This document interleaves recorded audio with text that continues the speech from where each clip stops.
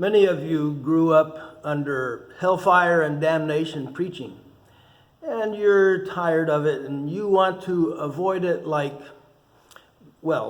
hellfire and damnation. I get it.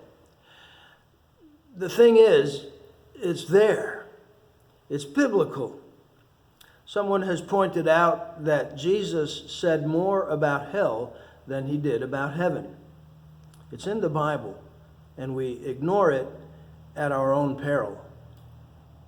Here is a sobering warning for us from Revelation chapter 19, beginning to read at verse 17. Then I saw an angel standing in the sun. With a loud voice he called to all the birds that fly directly overhead, "Come, gather for the great supper of God, to eat the flesh of kings, the flesh of captains, the flesh of mighty men, the flesh of horses and their riders, and the flesh of all men, both slave and free, both small and great. And I saw the beast and the kings of the earth with their armies gathered to make war against him who was sitting on the horse, Christ, and against his army. And the beast was captured, and with it the false prophet, who in its presence had done the signs by which he deceived those who had received the mark of the beast and those who worshipped its image. These two were thrown alive into the lake of fire that burns with sulfur.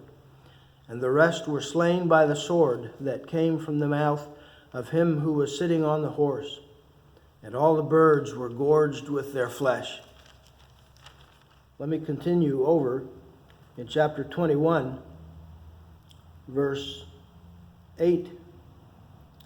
"But as for the cowardly, the faithless, the detestable, as for murderers, the sexually immoral, sorcerers, idolaters, and all liars, their portion will be in the lake of fire that burns with fire and sulfur, which is the second death."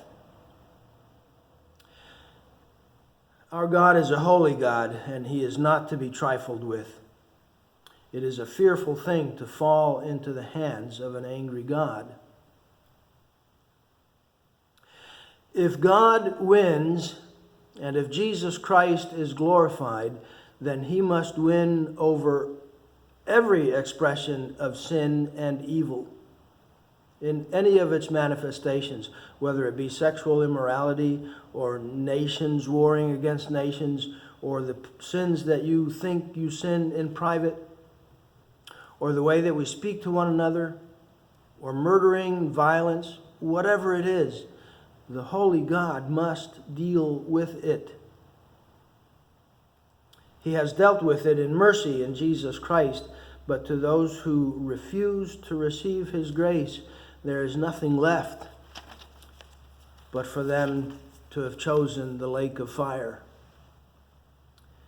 Our God is a holy God, and we have been warned.